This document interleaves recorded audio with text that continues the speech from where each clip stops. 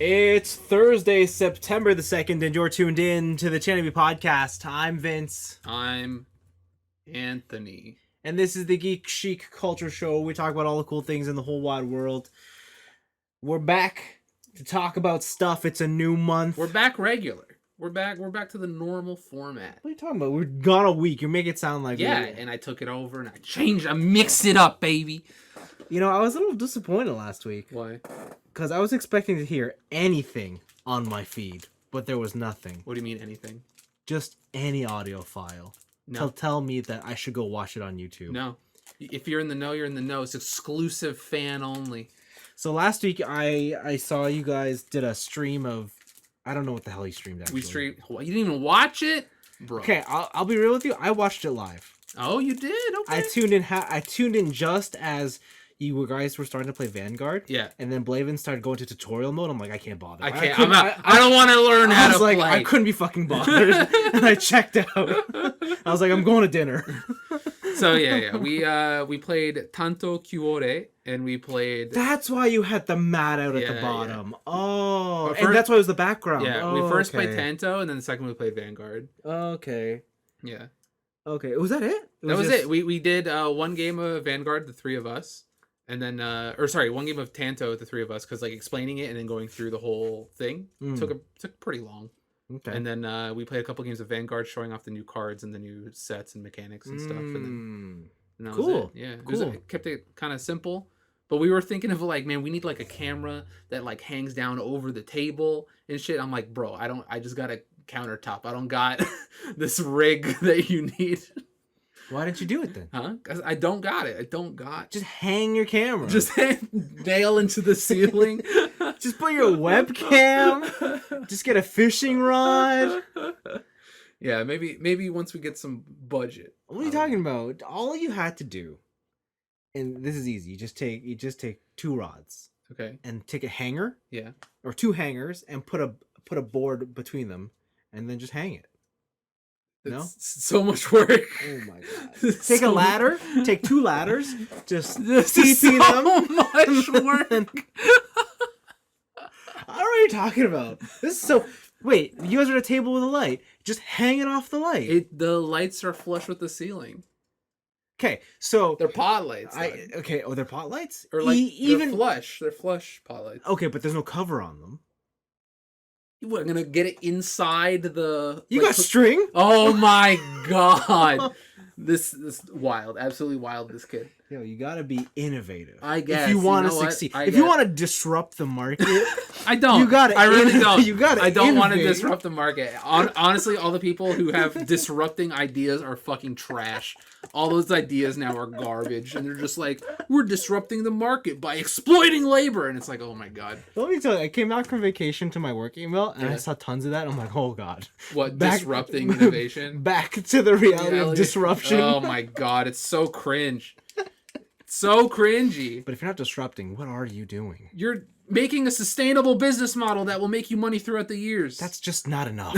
Okay? I need all the money now, and I need to drive our clientele into the fucking ground. COVID is an opportunity for us to disrupt what the consumers know. I know you're just quoting a work email, and I hate it. I hate it so much. It's so uninspired. All these marketing kids are so fucking lazy. Some would say it is the inspiration we need as a collective. It's the inspiration of our generation. Exactly. Honestly, these new and burgeoning ideas coming from the loneliness and isolation of quarantine. Stop being a lazy millennial and start disrupting. I hate it so much. Anyways, okay, so that's cool. Yeah, you guys had a stream. Go check it out. It's on the YouTube channel. Yeah, it's on the YouTube channel. Do all this stuff. Yeah, pretty cool. But yeah, sorry if you didn't know through the audio feed. Like if you don't follow any of our social media. My bad. I was expecting you just to yell, be like, "Yo, no episode here." Go to YouTube. Go to youtube.com. Yeah. /watch = V = 125 A capital 7. That's the one. That's the one. Or links in the description, but whatever. No, can't do that. That's too easy. Oh, okay. Solve my cryptocurrency code and then find the link. So as a for the next couple of weeks, we are gearing up to finally watch the Evangelion 3.0 plus 1.0 movie. Which I still can't believe they called it that. So Eva 4 of the rebuild movies. But as you know, it has taken 14 years from start to finish for this series to complete. And you know what's crazy about that? We've reviewed every single one of those movies so far on this podcast. We have, and we have forgotten about them all. 100%. So every week we're going to watch one of them until we get to 4. This week we watched number 1, so we're not going to like review it or anything. But Andy, just give me like a quick sentence of what you thought of Ava 1.11. You cannot advance. So this movie came out, what, 14 years ago? You were not alone. You were not alone. You were not alone. 14 years ago this movie came out? 2007. 2007. Jesus. So, watching these, Evangelion in general, and watching this movie now that I'm an adult, I'm not a teenager anymore. 1 second. You eating those wasabi peas? Yeah. Without a drink? Yeah. All right. They're fine. I don't know. They're not that hot. It's not that they're hot. They make your mouth dry. Yeah, they do. My mouth is kind of dry right now, I'm not going to lie. I was thinking of just like, when you start talking about your shit, I was just going to run out there, grab my water bottle. Okay. Yeah, so now that I'm like an adult and I'm not 17 when this movie came out, I got to say my whole outlook on Shinji and everyone in his life and the situation he has been put in, completely different. Okay. Shinji's right most of the time. Shinji is correct. Like, they just bring this teenage kid in to like, here, pilot this robot. Why? Because I said so, you fucking bitch. Are you telling me when you watched this as a teenager, you didn't understand that? No, when I was a teenager, it was like, Shinji, you're a fucking loser. Just get in the robot, you nerd. Jesus Christ. You get to pilot a robot, you fucking dork. It's so sick. Right? And then now that I'm watching it as an adult, like, I have a lot more empathy. Yeah, you're just like, they're so mean. Yeah, no, but they're like, oh, they're so mean. Like, they're not just like so mean. They're so mean. It's different. Like, all these kids are like, even the fucking, what's her name? Misato? Yeah, Misato. Like, oh, I'm going to help you through this. But when, like, push comes to shove, it's like, I'm like your dad still. Fuck you. Get in the robot or kill yourself. Yeah. Like, adults be out for personal gain. It's so shitty and I fucking hate it. And like, what was that one scene where they were talking about it was convincing where they meet him in the bathroom or the change room or whatever, and he's like, why did you defy my orders or whatever, and all this shit. And so he's like, I'll fight, I'll fly the pilot, I'll fight, that's what you want me to do, right? That's what I'm supposed to do. And then like she almost slaps the shit out of him. Like, I gave the screen the double bird. Cause I was like, you're such a bitch. Like, Shinji's right. Shinji's a fucking tragic character. Holy shit. And it's so different from what I thought of as like a teenager. Cool. And there's also a lot more like art. If you want to get like super hipstery about it, there's like a lot more like artistic shit and like visual representations of certain things. Mm-hmm. Like in the scene where, again, Misato and Shinji are talking and they're on that bridge. And then Misato's like, come with me. And takes him all the way down to the basement. And it's like, here's this thing. Here's God. Right? Here's a God. Yeah. And they're trying to get to the God or whatever. And the whole time Shinji or Misato has Shinji's hand. His hand is open. Yeah. Right? And it's pulling her along and pulling her along. And then Shinji's like, okay, I understand what's at stake. I understand what is happening. And I hate it. But it seems like I'm the only person to do it. So I'm going to do it. And after he mentions, like, he kind of seals that contract, he closes his hand over top of Misato's. Yep. And it's kind of like the visual representation of just, like, I am now actually invested in this. I am confirming this deal, right? I have come to terms with it, kind of. Mm-hmm. And there's, like, a lot of stuff like that where 17-year-old me was just like, fucking robots, bro! Wow. I didn't realize it was like that for you. Yeah, when Evangelion, like, when I first watched it, like, when my ex first introduced me to Evangelion, like, the only thing I really gave a shit about, I was like, this shit looks weird, and I kind of dig its, like, aesthetic. Okay. And also, giant robots are fucking sick. He, like, siphoned all the energy for that sniper rifle. It's rad. Yeah. Right, it didn't look like anything deeper than that. Yeah.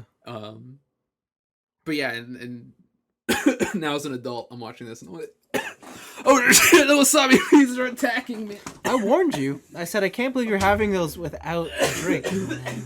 Oh, Audience, some things will never change. Doesn't matter how old me and Anthony get. I'm always gonna be teaching him lessons. Where? Take that to heart. I don't even know where He's out there looking for his cup, but he's gonna pick up his cup and realize it's empty because he drank it all during the movie. Where is my water bottle?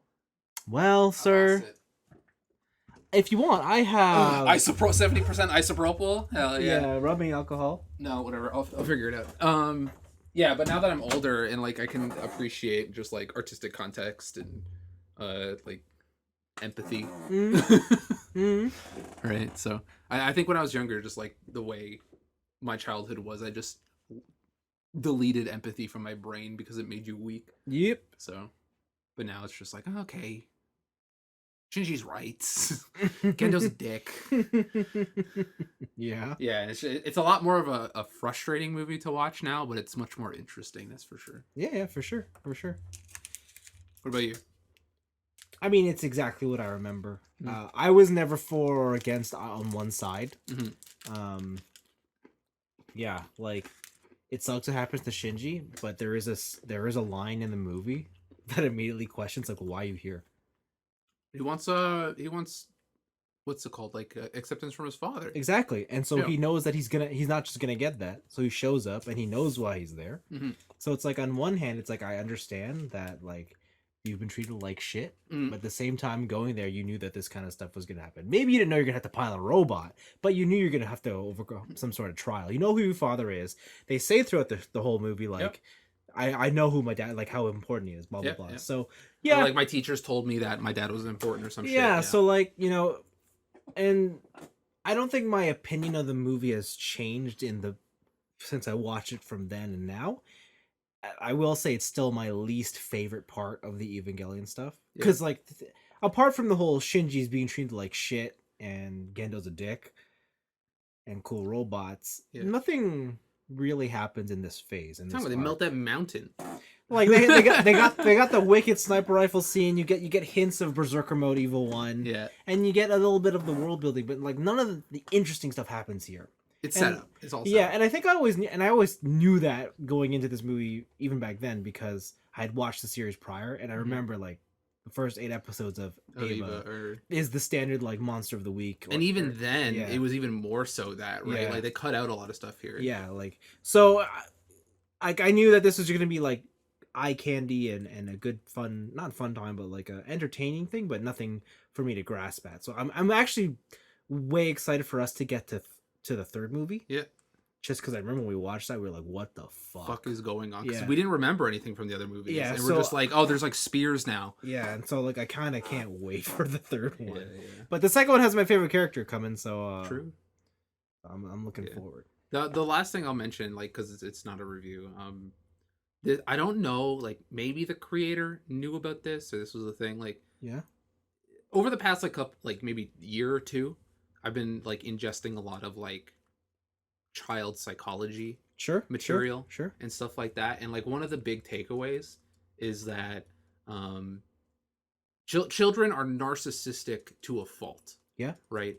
So the reason, like, when parents get divorced and a child is like, oh, what can I do? Like, how can I help? And like, oh, is it my fault that you're getting divorced? Is that they're so narcissistic that they think that, like, throughout their life, they've been confirmed, like, oh, you're smart, you're this, you're that, and whatever. Yeah. And then when something bad happens and they're not smart enough to fix it, or it's out of their control, they can't, like, really think about how, like, oh, this is literally out of my control, it has nothing to do with me, Right. type of thing, right? They don't have that mental capability. Yeah. And that's, like, kind of what Shinji does in this whole movie. Yeah. Of just, like, this dude his mom is non-existent, his dad is a piece of garbage that left him to go pursue robots, and then made a surrogate kid that he cares for way more. Mm-hmm. And then he comes to this thing of just like, why won't my dad love me? Why won't this? Why won't that? And it, like, totally makes sense from a basic child psychology perspective. Mm-hmm. And I think that's super cool. And it's something it's probably in the series, but I don't remember it in the TV series. Like that, at least that obvious. It's very obvious. Is it? Yeah, it's pretty cool. I mean, it's more refined here because the rebuild news was a chance to like rebuild the show, but like it's definitely there. Yeah, it's cool. You see a lot more depth within Eva. I feel like the older you get and the more you learn about stuff, and I guess that's why it's so popular and among the world. So yeah. So yeah, it's cool. There's always something to come back to in this series. Nice. Sure. But yeah, so next week we'll check out 2.22. You cannot redo. Is that because it rhymes? No, you cannot. Wait, you can advance. You are not alone. You are not alone. You are not alone. I thought this one was You're Not Alone. No, You Cannot Advance is 2. Yeah, you cannot advance. Oh yeah, because there was 2.0 and then there was 2.22. And we're watching 2.2. Okay. Right. So You Are Not alone. Or no, You Cannot Advance. Oh my God, these titles. Jesus we watched Christ. You Are Not Alone. Yes. You Cannot Advance is next. Yes. The third is You Cannot Redo. I think so. Something like that, and I forget the last one. I don't even know. No, I'm just gonna look them up. I'm just gonna look them up right now. How about that? Okay, I guess that saves us some time. Rebuild of Evangelion. There are 4 films. Eva 1.0. You are not alone. Okay. Eva 2. You can not advance. Yeah. Eva 3. You cannot you can not redo. Yeah. And Evangelion 3.0 plus 1.0, Thrice Upon a Time. Right, Thrice Upon a Time. There you go. Okay. Cool. So look forward to that next week, guys. All right, we have a question to chew on from Paul Chu. He writes in and he says, "You guys have played countless games in your life." It's true. Maybe. What games impacted, blew your mind so much that you were able to relive those feelings again? Do you wish you could play them again for the first time? I don't think I probably said it in the past, like on this podcast, like, oh, I'm jealous that somebody can play this for the first time, or I don't know if I've ever felt the need to want to play something for the first time. Or like again? Yeah, like again, like erase memory from it. Dude, I would love to do it again. Yeah. Yeah. I think like if I could replay the sniper mission in Modern Warfare. That's pretty sick. That was a good one. An odd one for me is playing Frog Fractions for the first time. Frog Fractions? Yeah, and just like watching that game evolve into something it's not. Yes. Right, and that whole thing, that game is wild.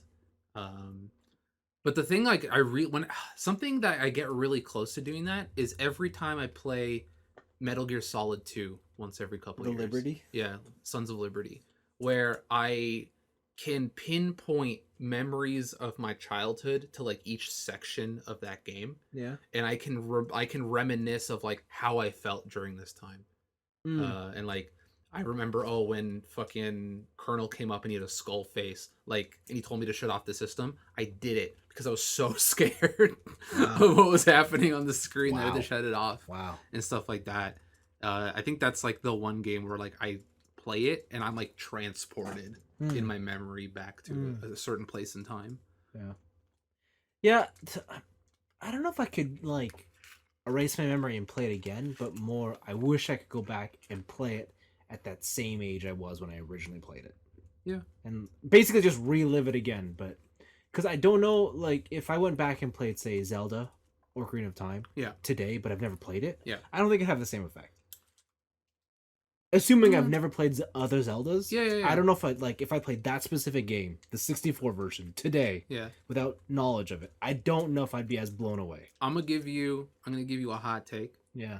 When I was a kid, and I played Ocarina of Time and I played Super Mario 64, I thought they were okay.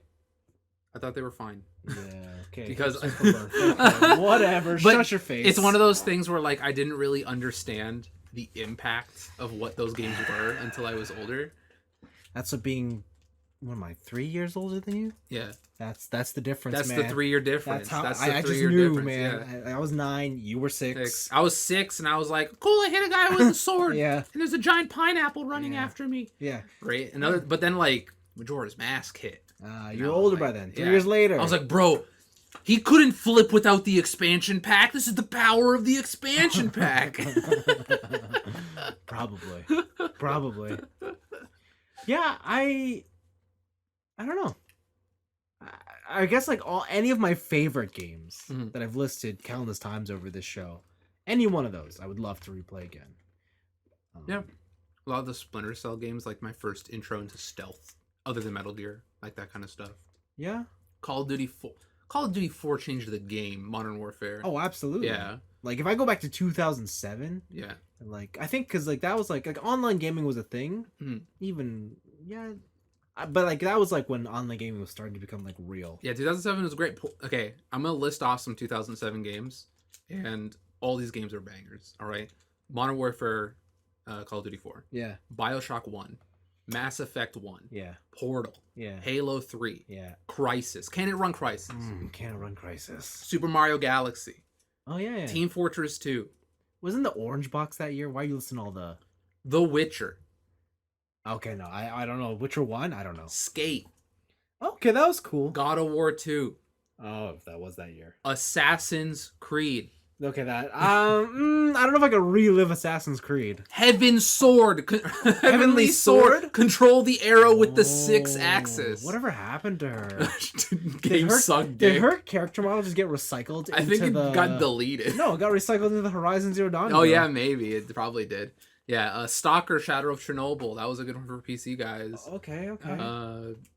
There's a whole bunch of games that came up. Guitar Hero 3, Legends of Rock, World Ends With You. Okay. Rock Band, John Woo's Stranglehold. Yeah. Okay. There's a lot of games. The B Movie game. Okay. There's a lot of games in 2007 that came out that were fucking bangers. So. Okay. Yeah, I don't know. It's a crazy world out there. Yeah, there's a couple games I would say that maybe, but I think like you, I would probably agree like to go relive a time, like an era of something, that would be much more preferable. Yeah, I think so too. Cool. Thanks for the question, Paul. Puzzle Quest. No, no. I'm veto that one. No. Okay. Picks of the week. Yeah. Things that happened this week. They did. A lot of them happened. So let's check them out. What do we got? All right. I'm going to list off a bunch of trailers that came out during Gamescom the week you were gone. Yeah. And I'll go through this quickly. KOF, another trailer, but this time it shows a lot more than just a character. It's a bunch of mechanics. They show Ash Crimson is back, a bunch of original characters. Yeah. They have like new, was it like break system where they can break through guards and counterattack if you use meter.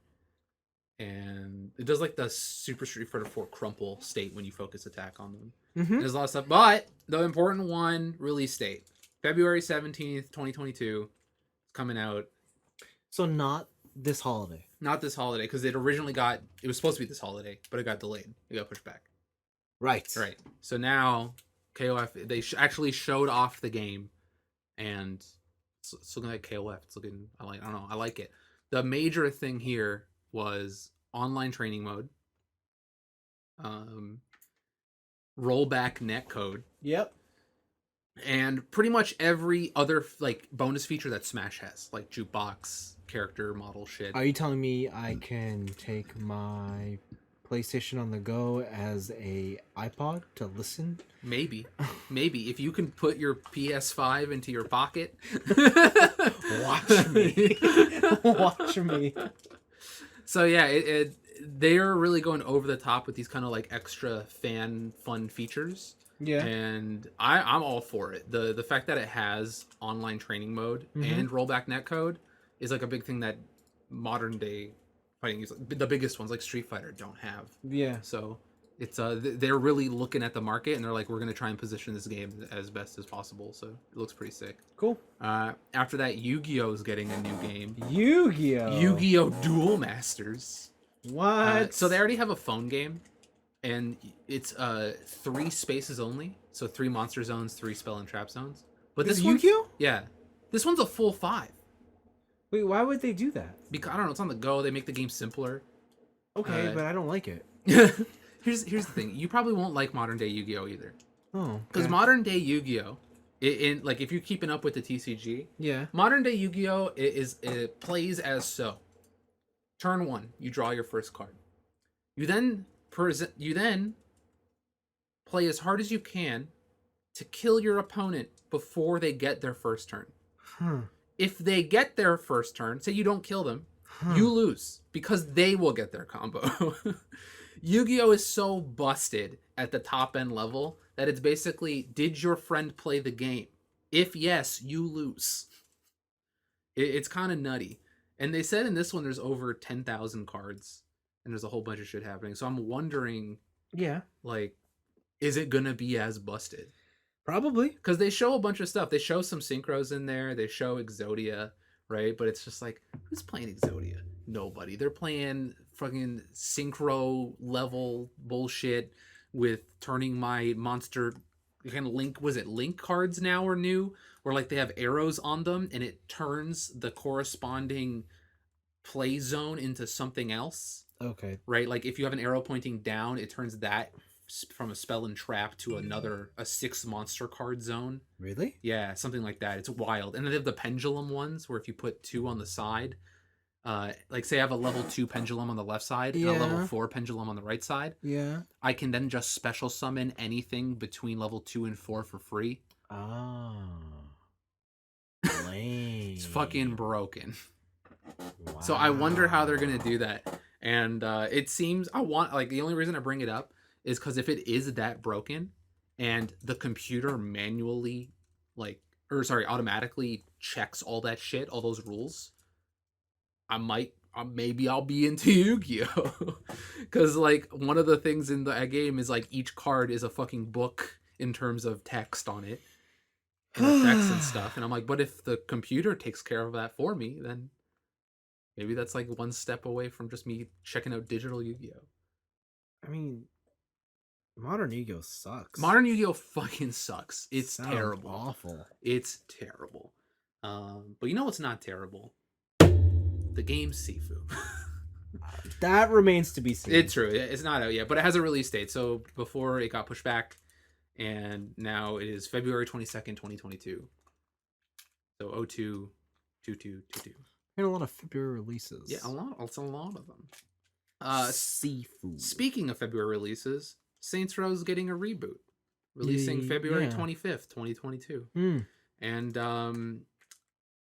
this game is it looks like Saints Row. There's a lot of dumb shit happening in the CG trailer. There's really not much to go off of because it is only a CG trailer. Yeah. But hopefully there's some cool stuff. There's a article on Polygon I did not read that talks about some gameplay controversy. So there might be some gameplay floating around that I didn't manage to check out. But it's more Saint Row. I like Saints Row. We'll see how it goes. I've never been a Saints Row fan. Really? Not even like when it was just a GTA clone? Nope. Really? Nope. Because Saints Row 3 is like one of my favorite GTA clones, period. Right? Yeah. Maybe second only to Sleeping Dogs. I'll let you know right now, I'm actually not even the biggest GTA fan. Hipster. Fucking. Oh my god. I'm a hipster. What are you talking about? You don't like the biggest gaming franchise in the world? Whatever. Damn. No, it's not. Yes, it is. No, it's not. What? I think GTA has made the most money out of like any video game ever. Fortnite says hi. I'm pretty sure they still beat Fortnite. I don't know. I'm almost positive. I'm pretty sure Fortnite has bigger brand recognition and is far more valuable.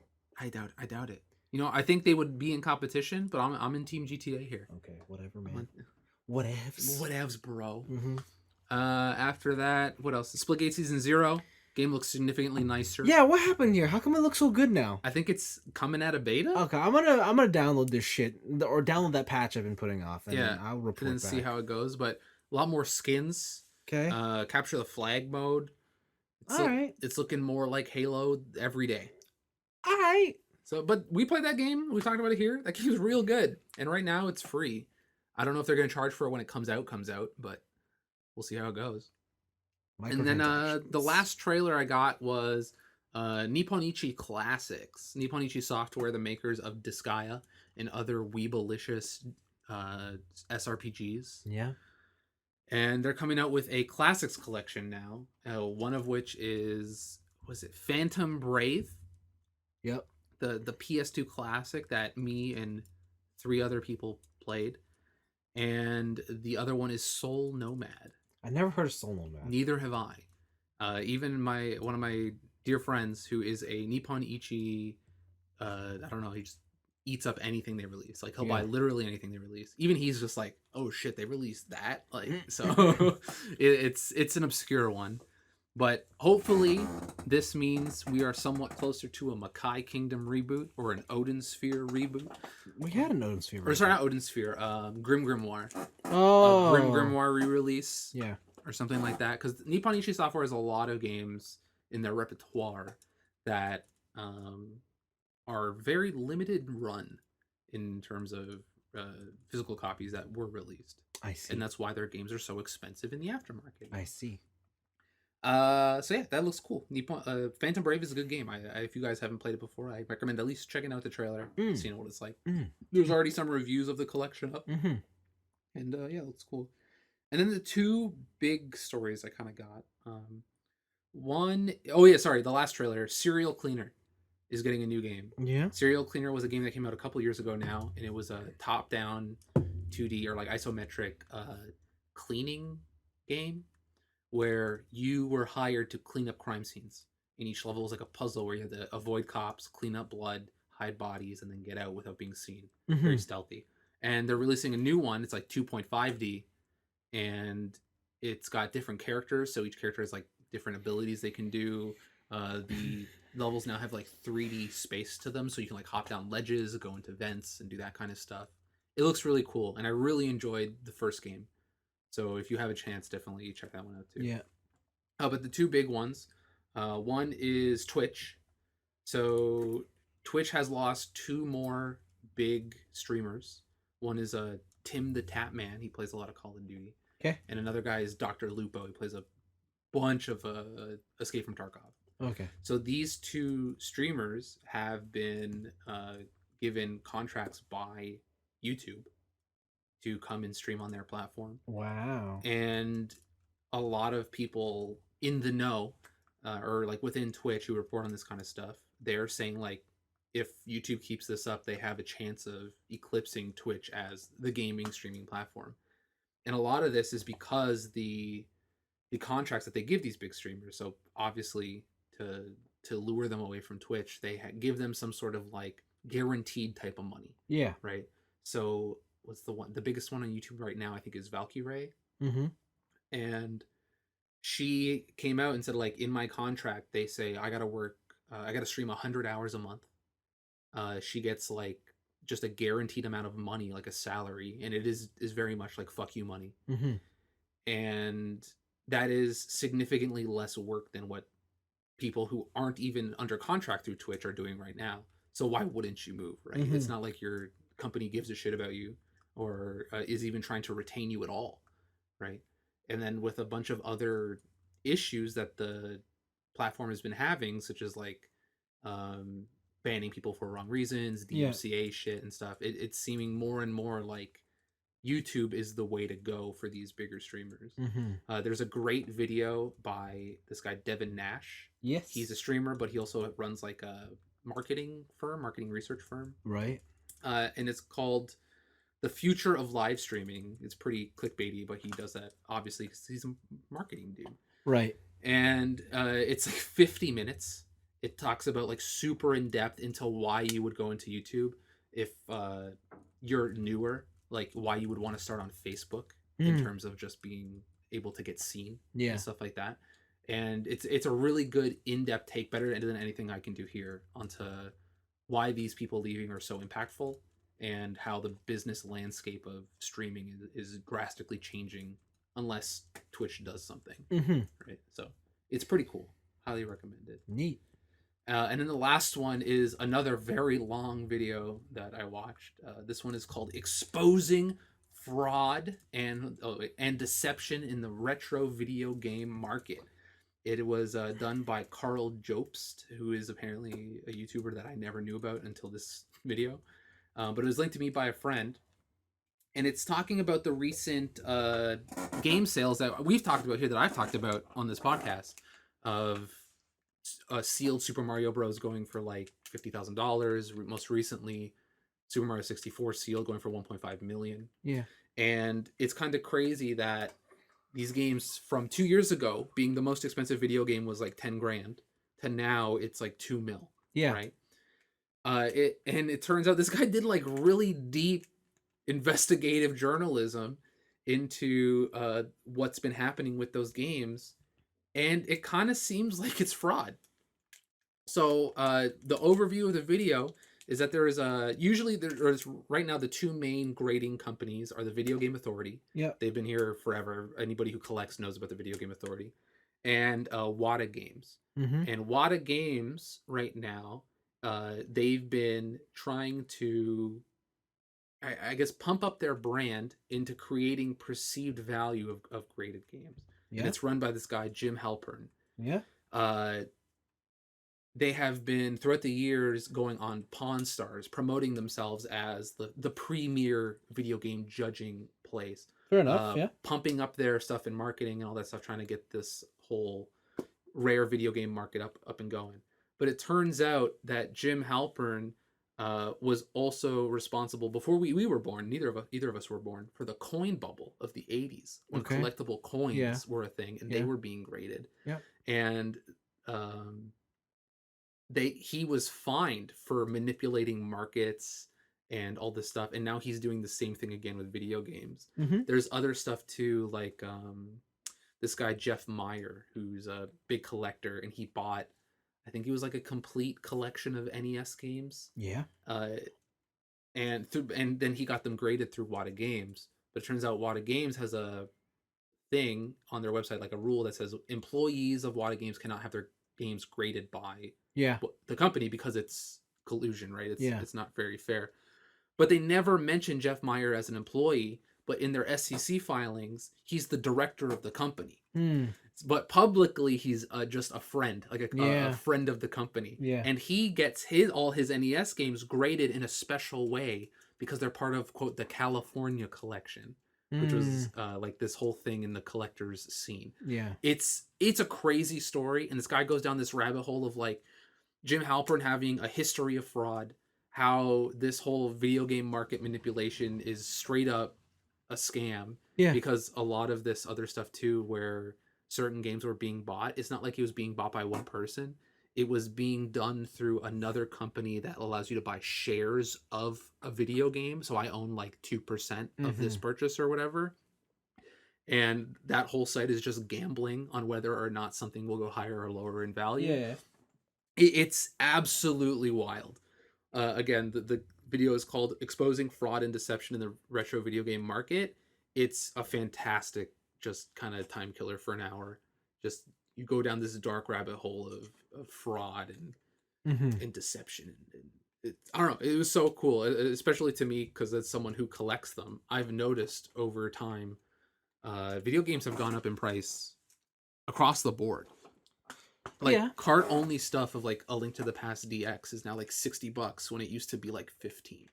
Yeah, like but I would argue, I think it's not exclusive to video games. I think it's definitely not. I think across the board everything has gone up. Yeah. Like, and I don't know if that is just even like in more like non-collectory thing, like food inflation is a thing right now that people are trying to, housing prices obviously. Yeah, like there's like I don't think I can't think of anything I know of where the market has stayed level or God forbid gone down. So that's the thing that they mentioned, where obviously as these things get older, they get rare. Yeah. And obviously the market's going to go up, right? Yeah. But the market has gone up so quickly because of like strictly Wata Games' influence. Yeah. That they're literally doing market manipulation, because they'll buy their own products and then be able to advertise the products that they bought in like Kotaku articles, and they'll say like, "Oh, we're getting close to the next $2 million game," when it's like, no, only you're saying that, but because you're getting to promote your own auction, it's creating this like positive feedback loop and stuff like that. It's cool. I don't know. Welcome to the luxury world. Well, that's the thing. kill all the rich people. So yeah, it's crazy that now that kind of like art world hoity-toity spending has come to video games, which it's great. It's terrible. It's actually terrible. Great. And I say that as someone with a fairly large collection where a lot of my stuff is cranking up in value. It's great. It's not good. Good. Right. I don't know. So when you collect toys and like that shit skyrockets or whatever, do you like how do you react to that stuff? Are you just like I'll just offload it while the market's hot type of thing, or like do you think it's stopping people from like getting cool toys? And I think it's a bit of both. Yeah. Right? Like at the end of the day, like it doesn't have to be with toys. It could be with shoes. It could be with watches. It could be with anything I'm into. Sneaker game. Right? Like if I know something's gonna be hot. True, you're like commodification kingpin over here. Yeah, like I don't really care. Like if I care for something a lot, then I'll keep it. Yeah. But if I don't, then it's gone. Yeah. I for me with the games, it's one of those things where like I do think that there is something to be gained from playing older games. And now that and the fact that game companies really kind of don't care yet about like re-releasing their old catalog or like preserving it in any sort of way, it stops people from having that stuff. And then the market on top of that makes them so inaccessible that it's just like, I was talking about it earlier with TJ, and it's just like, I would say that the Xenosaga games are pretty good, but the only way to play those games now are on PS2 if you don't want to emulate. Okay, yeah, right? For sure. If you don't want to emulate. And Xenosaga 3 now regularly sells for like 400 Canadian. And it's just like, am I going to spend $400 on a PS2 game, or am I going to buy a whole new console for that? Right? You're going to spend $400 on the game. Obviously, because you're a pro gamer. You buy that new console, you're not playing the game. So I don't know what you're talking about. Yeah, true. I don't know what you're trying to tell me here. What's the argument? Yeah, I don't know. It kind of sucks from like I'm like you are with toys where you're like people who keep them in boxes are kind of weirdos. Like for me, when it's like when you get a game graded or you keep a game sealed, it's kind of, I don't know, like unless you have a double, like just open it and play it. Like, what are you doing? Yeah, I don't know.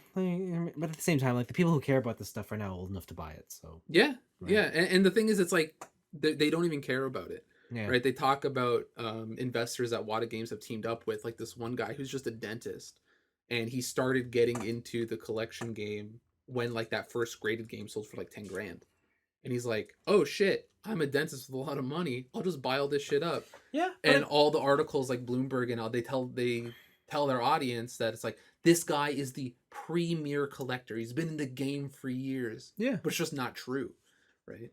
But like, I mean, that's just good business sense, right? Like, because if replace games with stocks, you see penny stocks, you're like, I think this is something here. Yeah. I'll throw money at it. Yeah. Right. Same shit. So I don't know. You can change the medium or whatever, but like all the practices are the same, and they're gonna hit every hobby eventually, or every market eventually. Yeah, right? and I think in that case, it's more of like the disingenuousness of either the person being interviewed and being like toyed as like, oh look, I've been collecting games for decades, and it's like, no, you haven't, you fuck. Like, just say no. Yeah. Like, just admit to it. Yeah. Just admit that it's a business venture for you. Yeah, and stuff like that. It's true. I mean, like one thing I've always been looking at, just in the back of my mind, like nothing serious, but like is like 90s JDM cars. Yep. Right. Like, I cannot afford anything. Bro, cool do you want now. a Supra? You want a Skyline? No, I 100% I want a Skyline. Do you know how much the R34 goes for now? You can't even buy them here anymore. I thought it was like if you owned it and it's here, it's fine, but you can't sell it to anybody type of thing.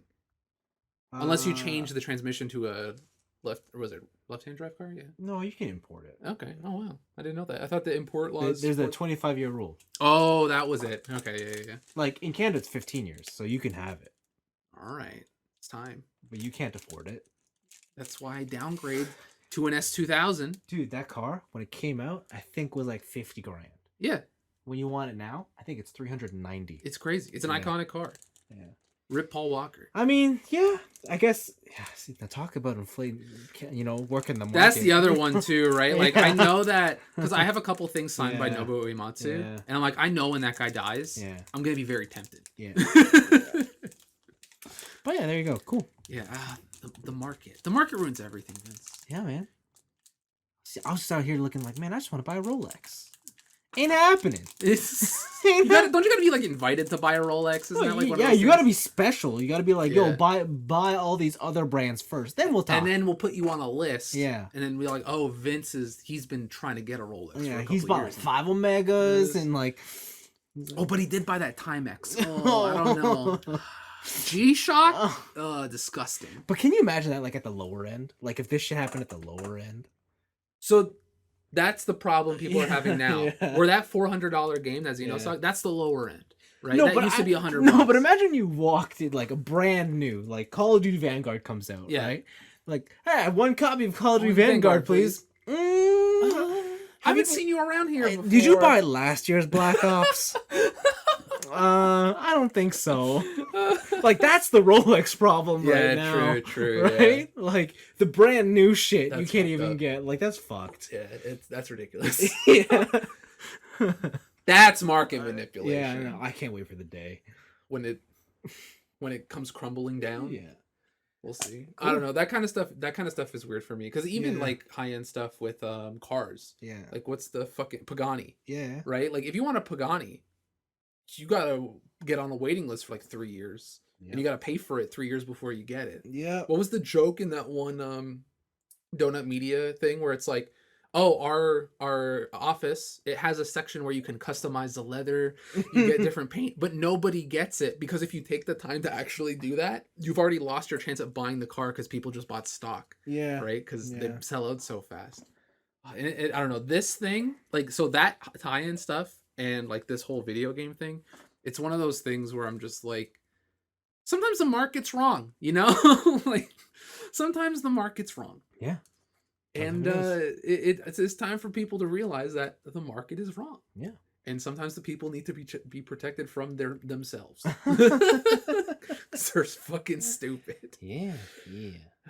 Yeah, but that was the my favorite piece of media in like the past 2 weeks. It was really good. It was a really good watch. Neat. Want to hear something else that's pretty fun? Tell me. Hear about the new video gaming rules in China? Oh, baby. I've been having some conversations with my dad about that. So if y'all don't know, China has implemented a rule for children, and children are defined as 18 or under. Yep. Or under 18, sorry. Under 18. Yes. You will only be allowed to play, I think it's 3 hours of online video games per week on 1 hour on Friday, 1 hour on Saturday, 1 hour on Sunday. Yeah. Every other day is just 0. Yeah, but this is online games specifically. So they can still play single player shit whenever they want. But in terms of like... But Vince, how do they track that? Well, it's, do you know? I know like essentially the broad strokes. I don't know how deep their privacy concerns go into this. So essentially... here was a social security number, social insurance number. Here you have like a citizen identifying number. Yeah, like right. Yeah. In China, what you have to do is that you have to basically link that because you have like a national account. Yeah. And any sort of online game, even before this ban, you had to link it to that account. And now it has And now it can check like this kid is 17. Yeah. You can't physically log in because anyone who actually tries to make a game there has to go with the communist law. And this whole thing too, like I'll let you get back to your thing. Yeah. But interesting thing is the reason Tencent is starting to invest in Japan and Asia game development. Yeah, because they're just like looked at China's ruling and they're like, well, Xi Jinping is the leader, and he did make Jack Ma disappear for a little bit, so time to bounce out of here. Yeah, but I was gonna say, like, I think one of the ways around this is you log in with your parents' ID. Yeah. But I think I read somewhere that they're gonna implement like a camera system so they have a facial check. Yeah. So that's fucked up. And that still won't stop it. I know. Right? So unless it's a constant watch, because you can just like, hey, Grandpa, come over here. I want to play fucking League. Yeah. Right? And then he'll be like, okay, Sonny, I love you. And then do whatever. But yeah, that's like knowing grandparents. Yeah. They will break the law for you, like for absolutely. A grandchild, 100%. Right? So. But will they in China though? You bring dishonor to my family. I see. That's the thing. Like when I hear China and I hear all that stuff, I wonder how much of them actually like are that stringent about the law. I don't know, because it's one of those things where like especially in Canada, Hmm. so many people come to Canada from different countries because of our education system, for our Mhm. post-secondary Mhm. education system. And then they take that shit back to China to do whatever. But a lot of them stay, Mhm. right? A lot of them just don't go back. And like I wonder like if they had the means, like how much people would actually be like, yeah, you know what? This guy should be prime minister forever in perpetuity. I don't know. I don't know. Yeah. I have no opinion on the matter.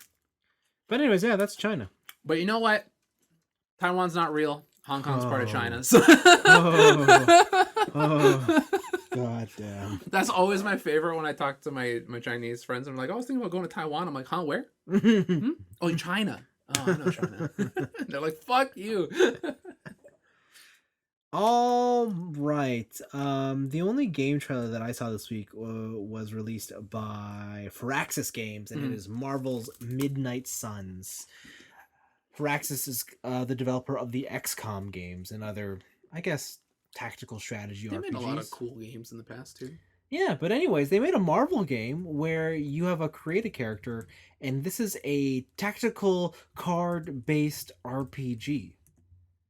Yeah, This game looks wild. he looks cool. Yeah. He looks real cool.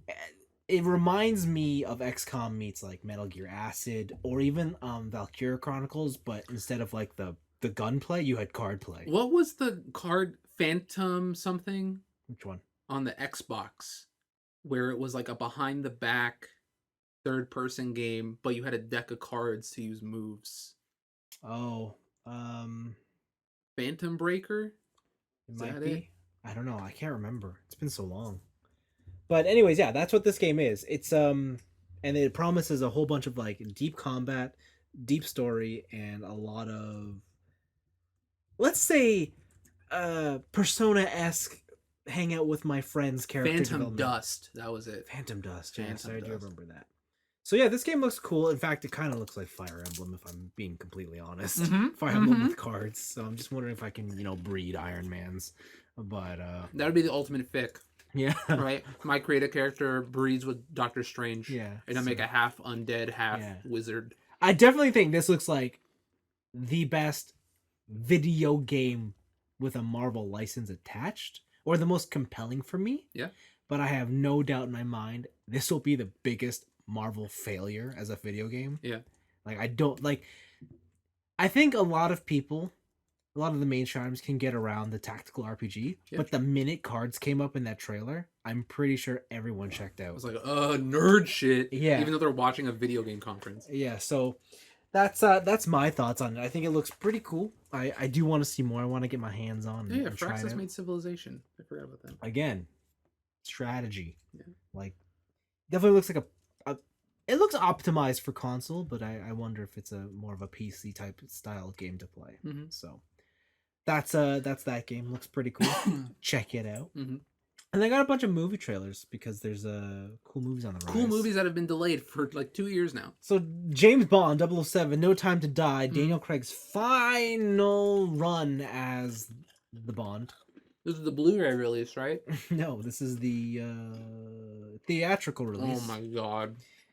He's here. It's a wrap up. It's coming out October 8th, I think.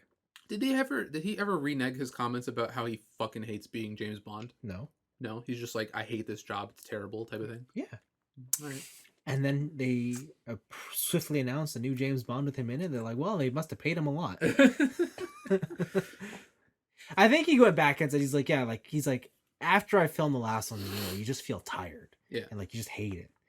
But, time heals all wounds, blah, blah, blah. Yeah, all right. And then they gave me a paycheck, and I was like, yeah, I'll do one more. His publicist hit him up. Yeah, so I don't know. I love Daniel Craig as Bond, and he's a very good James Bond. I think so. So I can't wait to see how this one ends. So that's that.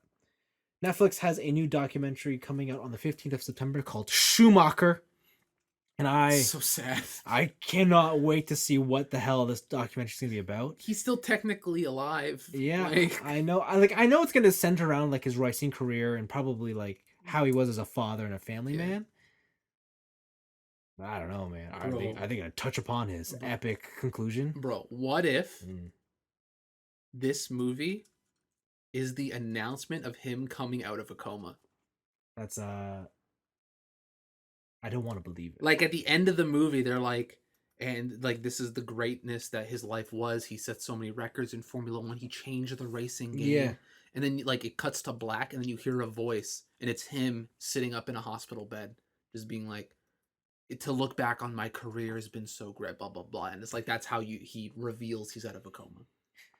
Yeah, that'd be crazy. That'd be a marketing stunt and a half. Yeah, like the only and like I think the thing about this documentary that, as much as I know I'm gonna enjoy it, Yeah. after coming off of watching Michael Jordan's one, Yep. The Last Dance, the best part of that documentary was hearing Michael reflect on his past, Yeah. and knowing you're not gonna get Schumacher to do the same here is a bit disheartening, or not disheartening, but like just a bit unfortunate. It's one of the things where like I look at it, and the way it's being filmed, it is like this man of legend in days past. Yeah, pretty much. Thing, right? Yeah. And I'm like, dude, the grave hasn't even been dug. Yeah. Right? It's not even like the body's still warm. It's like it's literally alive. The body is still alive. Like, what are you doing?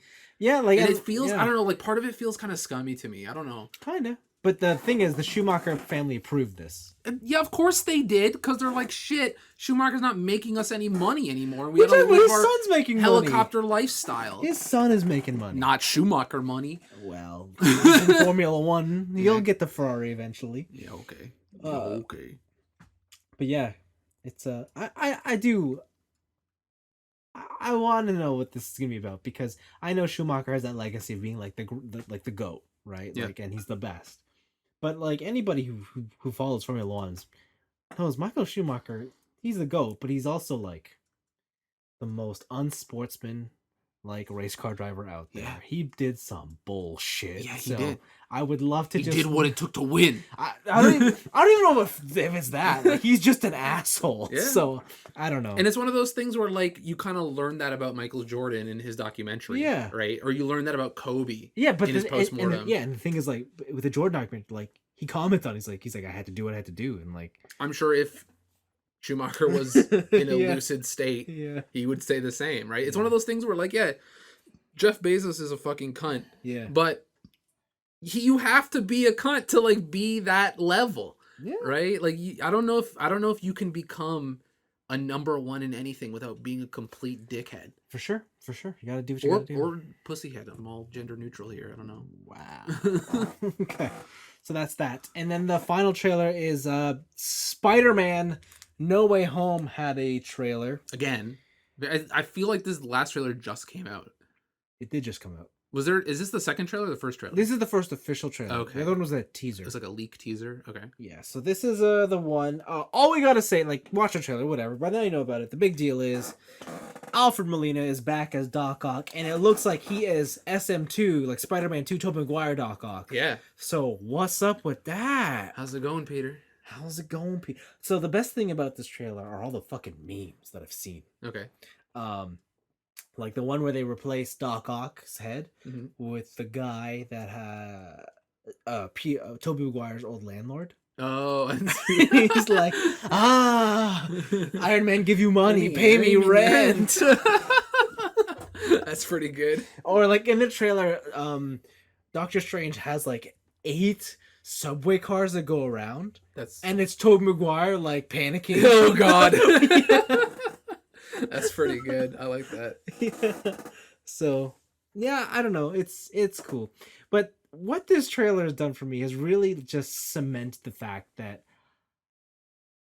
as fun as Tom Holland is as Spider-Man, he is not the Peter Parker I enjoy. Oh, ooh. Who's the Peter Parker you enjoy? Like, because Tom Holland just... I have Mm-hmm. I have it in my head. Yeah. If you don't say what I'm saying, we're ending the episode. Who's the... What? No, you got to say it. Who's the best Spider-Man? Like live action, you mean? Yeah. Oh, Andrew Garfield. Okay. We're the episode's still going. We're still in it. Oh, thank God. But yeah, because like Tom Holland just comes off like an idiot. Like, well, yeah, they like made this like very young adolescent Spider-Man, right? To have the father-son dynamic with Iron Man. but like he has like 0 intelligence and 0 street smarts. Yeah. Like he misses that whole like I'm a nerd and I know shit component. He's just like, I'm a fucking Yeah. doofus.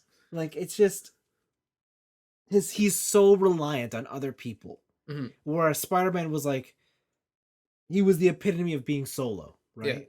And like it's just one of those things where it's like I love Tom Holland and I like his portrayal of this Spider-Man, but he is not the Spider-Man, Mm-hmm. if that makes any sense. Andrew Garfield's probably the Spider-Man for Yeah, me as and I've well. been watching like Amazing Spider-Man 2 clips, and man, I forgot how awesome his suit was. It's cool. Everything about that except for Jamie Foxx is sick. Yeah, because that suit has the gigantic eyes. Yeah. And I was like, oh, he's so cool. Emma Stone is Mary Jane. Yeah, and like there's a scene in Amazing Spider-Man 2 where there's the Rhino. Yep. And Spider-Man's not there, but a kid in a Spider-Man costume shows up to like stop and they had that it. whole speech or whatever. Yeah, but then Andrew Garfield shows up and you're like, oh fuck, this is Spider-Man. That's like, Spider-Man. Yo, this is my Spideys. And yeah. That's what this trailer shot. Anyways, I hope he shows up in this movie. I hope they all show up. Yeah, and I hope I hope it's and I hope they do the fucking point meme. Yeah, and I hope it's Bully Toby. That'd be cool. Where he's like, gonna cry. Hope it's the Pizza Man song or whatever. Oh, shit. That would be good too. That'd be good. I'm down. Just redo the whole musical. Yeah.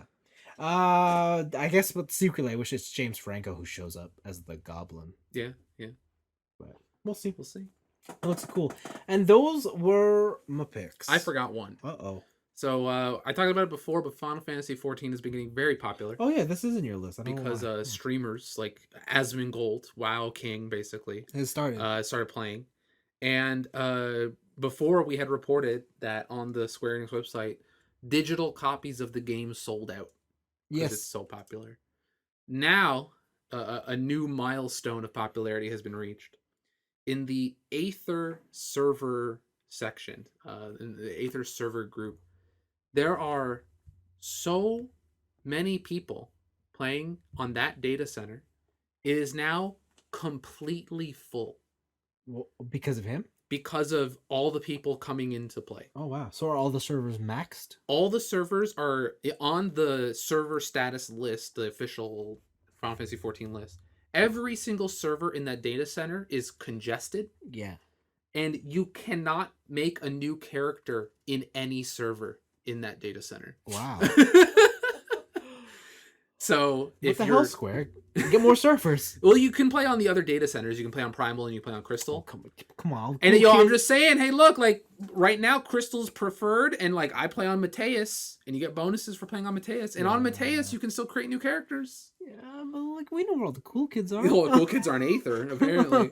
So yeah, it's this game has become so popular so quickly. And it kind of shows the power of these goddamn influencers. That's kind of crazy because this is like they are in like the end game for this. They're in their final expansion. Yeah, so that's cool. That's wild. Did you know that the critically acclaimed game Final Fantasy 14 can be played for free up to the first expansion? That's hundreds of hours of content. Did you get bought off while I was gone? What happened here? We're now sponsored by Square Enix. Oh, I didn't see the paycheck. Yeah, exactly. Oh my god. Let's keep it that way. Wow. But yeah, that's kind of wild that these influencers are changing the game in such a way. In such a way. And there's like been a whole like abandonment of World of Warcraft because of the Blizzard stuff. Yeah. And then a bunch of longtime players are now like, Blizzard does not give a shit about this game anymore. So they're hopping off and they're playing other MMOs and stuff like that. So to be fair, I'm surprised Blizzard stuck on with it as long as they did. Yeah, well, it made all the money. So yeah, but I mean, like, has it still been making all the money? I guess it's enough. I guess it's enough money to keep it going. Yeah, I guess so. So yeah, it's a coming into a new age for MMOs. Okay. And that leader is apparently Final Fantasy 14. Cool. So, yeah. And that was the last one. That was the last pick I had. Wicked. All right. So what'd you get up to this week? Bro, let me tell you. No, don't say it. About Cookie Clicker. Oh my god. Cookie Clicker. Anthony, if you don't remember, who hurt you? A lot of people. Do we want to turn this into a therapy podcast? Let's not. Forget I asked. So Cookie Clicker, initially released in 2013. I know. Was it's one of those incremental games I love so much. And originally it was made as basically satire to how modern games at the time were being released, right? games like Borderlands and stuff like that, where it's just like make the number higher, bro. Mm-hmm. And so they're just like, what if we just cut out the middleman and we just made the game about numbers? Mm-hmm. And this is it's been what now 7-8 years since that game's been released. Yeah. And they finally have a Steam version of the game. Why did you buy it? Because cloud saves. So, oh my god. Instead of being in your browser and being tied to your cookies, get it? Your cookies? You can now buy it on Steam for the low price of $5. You spent money? I spent $5 on Cookie Clicker. You spent $5 on Cookie Clicker? I did. I spent $5 on Battlefield 5. Yeah, I saw that, and I was like, wow, he got the short end of the stick. Like, oh, wow. He could be making cookies right now. Wow. But now he's playing a bad Battlefield game. I feel really bad for Vince. Wow. Wow. So since 8 years ago, they've done a lot of shit. They have all of the update features in the game, but I'm not gonna go over it. But this game has over 500 achievements. It's got offline mode. It's got this prestige mode, which I think is new. Sorry, Herald mode, where the more people playing Cookie Clicker, the more bonuses everyone gets. So it incentivizes more people to play Cookie Clicker. Vince. No. Add one to the pile. No. And what I've been doing with this game is I leave it on the second monitor while I play Tarkov. Dude, what are you doing? What are you doing? You know what the best incremental game is? What? Calculator. No, it's not. You pick two numbers, put a multiplication between them, and you just keep hitting enter. But eventually there's an error, and you beat that game really fast. It's the most efficient. You can make it as quick or as long as you want. So apparently in this game they have the cookie stock market now. No. And you can bet your cookies on stocks, on cookie stocks. Stop. Stuff like that. Stop. But honestly, if we want to talk about like the best incremental games, like no, we don't. We can talk about really like don't. Clickpocalypse, which is pretty good. No. Candy Box 1 and 2, also fantastic. No. Paperclip, that one's really good, where you just make paper clips. No. But yeah, there's a lot of great incremental games, and honestly, for $5, oh god, bro, I've apparently my run started 1 day and 6 hours ago. On my Steam list, I've been playing this game for like 5 hours already. Jesus, in a day and change. Why? So honestly, Value Town. There's no value here. What are you talking about? You're not even playing. I'll watch. Look, I'm gonna show you the screen. Look, the numbers are going up. Why? Look, and if I want to make them go up fast, I can click on the cookie. But why? So then I can unlock more grandmas to make cookie. Why? Because, okay, like once you get enough cookies, you can make a wizard tower. No. And the wizard tower makes more cookies than normal. But eventually, you can unlock a portal to hell to unlock demon grandmas. And the demon grandmas can create a satanic circle to unlock Santa Claus to deliver cookies around the world. Wow. The things the unwashed do. And if that sounded like I was saying gibberish, that's literally gameplay in this game. Wow. You can unlock Santa Claus with demon grandmas. All right. To make more cookies in your cookie temple. Okay. You do you. So I've been doing that. Just a PSA, you know? This little nudge for the people out there. You know? Yeah. If you want to play some good games. All you peasants. After that, Guilty Gear Strive got its first balance change. Oh, really? And pretty much it's been buffs across the board. They are not hard nerfing anybody. If they do take something away from somebody, they'll buff something else. So May is a big proponent of that. But the main character I care about is Anji. Yeah. Anji has been memed since the beginning of this game as being an Anji tier. Yeah. The bottom of the list. And his own special shitty tier below everybody else. And like a lot of cool buffs. So the first one is there's like frame data buffs where his like far slash now recovers way faster, so you can use it as a poking tool and stuff like that. But what they've done now is that they've given him the options from the old game. So how Anji works is that he can do this move called Fujin. Yep. And basically it's like a cool shoulder charge. Yeah. And from Fujin, he has 4 follow-up attacks that make the opponent guess. Mm-hmm. And if they guess wrong, they get opened up and then you can do whatever. You could start your Vortex game. Mm-hmm. What they've now allowed you to do is do Fujin follow-ups after it whiffs. So before, Oh. if Fujin whiffed, you couldn't do any follow-up. It either had to hit or get blocked. So now, if I just throw out a Fujin, I can just do a follow-up so people can't press buttons immediately, right? But the one that I really enjoy and has been really fun to experiment with is that you can now cancel Fujin before it comes out into one of the follow-ups. Oh, that's too many mind games. Oh, it's too much. So if you do Fujin and then quickly press one of the follow-up buttons before Fujin actually activates, it'll just do the follow-up. So now, on top of Fujin now going farther to stop backdashes and stuff like that, now it's just like, okay, am I going to Fujin? Am I going to whiff Fujin do something? Am I going to whiff Fujin do nothing? Am I going to hold Fujin, do the spin, and then do a follow-up? Am I just not going to do Fujin at all and hit you with an overhead? What the hell am I going to do, Vince? I don't know. Exactly, that's the point of this character. You're supposed to put him in the blender, right? Anji is not, well, at least in Plus R he was, but I don't believe he was supposed to be like a crazy high damage Potemkin command grab character. No. He is supposed to be, I put you in the blender, guess, or die. Okay. And they gave him the tools, and I've been seeing a lot of people experiment with this kind of stuff. Like a lot more combo routes have opened up. Now it's just like, now that you can cancel Fujin into other stuff, into immediate overheads, it makes it less easy to read. Yeah. And he has become, even if like, I think he's still kind of considered not that great. Yeah. But he is now a character in the game. Yeah. And then also Jack-O came out. Oh, yeah. The next DLC character. Pumpkin Lady. Yeah. She originally in Xrd was a tower defense the character. Yep. She would put down little houses, and then the houses would summon minions who would auto-attack the character even while you weren't doing anything. Yeah. It has kind of changed a little bit. Now, if you do a Hadoken motion, you can summon up to 3 minions.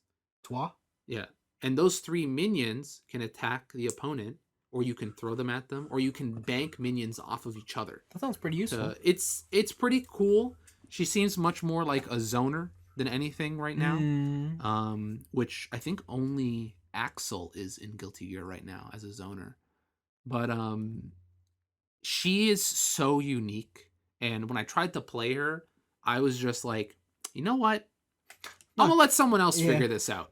Ain't for me. Yeah, you know, right now I'm gonna focus on Anji, and I'm gonna put you in the blender. Yeah. And as soon as someone else realizes, like, hey, Jack-O has some stuff, I'll come back to it. Right? Solve at least half of the puzzle, because coming in, I don't know what to do with this character at all. Okay. But she seems like she has potential. She has a lot of cool moves. One of her supers is a command grab, which is super nice. And she has her other super is to power up her minions to take more abuse before they disappear. Yeah. So it seems pretty interesting. She has options, and I kind of want to see what comes out of the pro scene with her. So yeah. And then the last thing I did is actually I finished Invincible. Took you 2 weeks. It did. It took me 2 weeks to finish an 8-episode series, which kind of shows you how often I watch television. It took you 2 weeks to finish 4 episodes. It did actually. Wait, what? No, it's 8. I thought. No, but last time we talked, you were at episode 5. Oh, true. And that was 2 weeks ago. Yeah, that's true. So I finished it. Oh, wow. Show is very good. It's awesome, right? It's a great show. The kaiju. I got 2 problems with this show. I got 2 problems. First off, his girlfriend. What's his name? What's her name? What? Amber? We got a winner. We got ourselves a winner. Amber alert. Amber sucks. I mean, Amber is trashed here. Amber does suck. Why is he with her at all? Cause that's the first girl that's given him interest. I know you're right. And he's the hero, so he's gonna give her the benefit of the doubt. I know you're correct. I know everything right now that you have said is 100% true. That's quotable. It is. Put that in a sound clip, baby. But also, I hate it. Listen, I also dislike Amber heavily. It is one of those terrible facts of life, right? You can't avoid it. Yeah. It's a thing that exists, but you can still hate it. Amber is the classic definition of like you can't have your cake and eat it too. Because she has like certain complaints, but she also is not like completely guilty of those complaints either. Yeah. So like she is hypocrisy in a bottle, but then again, so is Mark to a certain extent. So are teenagers. Yeah, and that's why it's hard for me to be like, I know I hate her, but I really blame her. Here's okay. I'm gonna put this. I'm gonna compare this to another scenario. I remember one time, I was working with children, and I had a kid who at a summer camp who did something bad. I'm not gonna go into more detail than that. Okay. His defense was, "I'm a kid. I didn't know any better." Yeah. I'm like, that doesn't work when you're self-aware of what you're doing. Yeah. And when Amber was like, I knew you were invincible so long ago. You're aware that what you're doing is insane. So it doesn't work. Like, what the fuck? Mm-hmm. Amber fucking sucks. Yeah. You know who else sucks in that show? Who? His best friend. The gay dude? Yeah. He's okay. I don't know. I didn't see anything too bad about him. I don't like him. I like the way they wrote him. Like, he wasn't just like, hey, boys, right? Like, it wasn't very beat you over the head. It was like, you kind of got hints of it in the beginning. And then when he was like, hey, I want to go meet my fucking boy toy. And you're like, oh, okay. All right. Yeah. Okay. Now there's the confirmation. But I think he was written very well. Okay. What was your second problem? Second problem is with you. Oh, no. I got a problem with you, Vince. What did I do? I got a... No, is it just that, like, I'm so awesome? Listen, I got a problem with you, and I got a problem with I've had this problem before, some too. opinions you hold. Oh, no. All right, and one of those opinions is that Omni-Man is not evil. Omni-Man is so evil. What are you on about? Omni-Man is evil. No, he's fine. No, he's not. No, what are you talking about? He has the perfect analogy. When you step on an ant, are you evil? No, you just did it. Ants aren't sentient of what they're doing. They just follow a hive mind. Dude, no, they do. No, so, okay. Listen, when you're at the scale of a god, you don't care. All right? I don't, who cares? Okay. This comes back to the I'm aware of what I'm doing, therefore it can't be a defense type of deal. So, our other... Am I aware that I'm ending life all the time? Absolutely. Which makes you, on a human standard, morally what? But he's not human! But he's humanoid. No, and he understands... No, he's not humanoid. We're talking about he can literally reproduce with us. He's not a human. Oh my god. He's not a human. Oh my god. He's not a human. This is not some cross-species shit. He is not a human. He is not a human. I can fit my foot in a sock and my foot in a shoe. Does that make a sock a shoe? No, it doesn't. Yes, it does. No, it doesn't. It's a calzone sandwich. You want to go there? It's a hot dog a sandwich. No. But the thing is, like, there are so many things that he can do and he understands that he's doing, and that he did, that take that whole argument away. Yeah. The most important of all is literally have a child. Okay. Right? You cannot... Okay, can I ask you this question then? Can I have a half alligator child? The answer is no. I mean, you could try. Science is kind of nuts. I don't know. Have you heard of splicing stem cells? All right, give me your thing. Go. What was I going to say? Do you consider all soldiers evil? I consider what perspectives are Doesn't matter. Do you consider a soldier evil?